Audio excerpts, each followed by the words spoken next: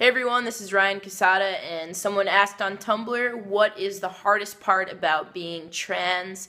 And for me personally, I think the hardest part is dealing with the fear that comes along with being trans in America, or wherever you're born, or whatever circumstances there may be. So, for me, I have a lot of fear around being beaten up, and sometimes that could be in like a public bathroom. So I have this fear of public bathrooms and fear of the men's room, fear of the women's room, and even just fear of someone like coming up to me and asking like, oh, are you trans? And then hating me for it.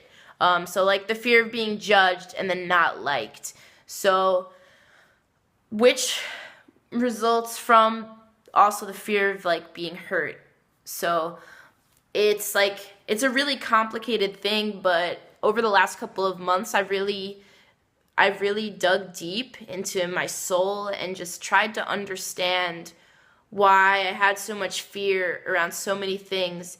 Even the fear of being called the wrong pronouns is something I've thought about a lot lately. And when I'm called the wrong pronouns, I automatically assume like, oh my God, this person is going to call me the wrong pronouns for the rest of my life or for the rest of the time that I know them, and it like freaks me out. And I realize like that freaks me out because then I think they might call me lady or ma'am or girl or something like that. And that's what like actually freaks me out more. And if I'm called she, it doesn't actually bother me that much. It's when I'm called a gendered name that bothers me the most.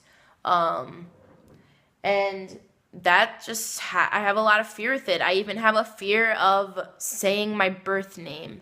And lately I've been able to get over that fear because I've made a new friend who has my birth name. And I can't just like not say her name because that's like weird. And I always thought I would never be able to do this. And I've been saying her name. And this name is not associated with me anymore. Now it's associated with her.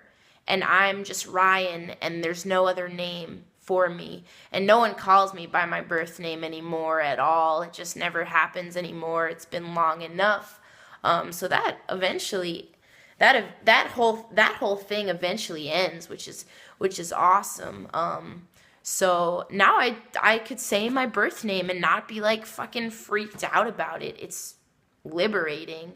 So yeah, I've been carrying around a lot of fears with me, and I'm trying to let them go, and I'm trying to address them and just like not carry them around so much with me and just give people a chance.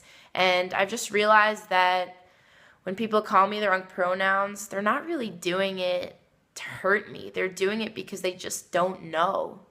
And that's totally okay. I've accepted the fact that I'm more feminine than other trans guys, and I don't really give a fuck. I'm pretty comfortable with my body now, and I'm pretty confident, and you know, I've just learned how to deal with things in a positive way, which helps me to be more confident. And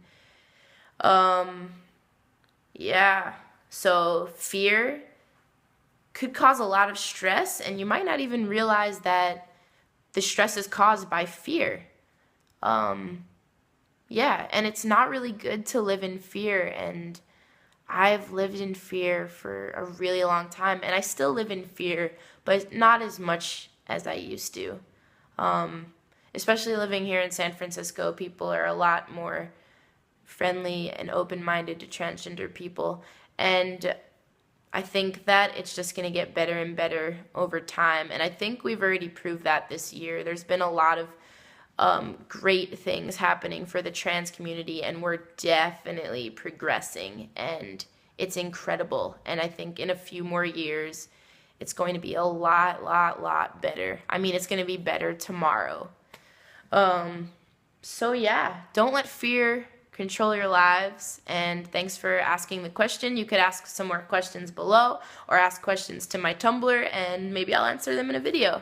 All right, thanks so much for watching. Bye, everybody.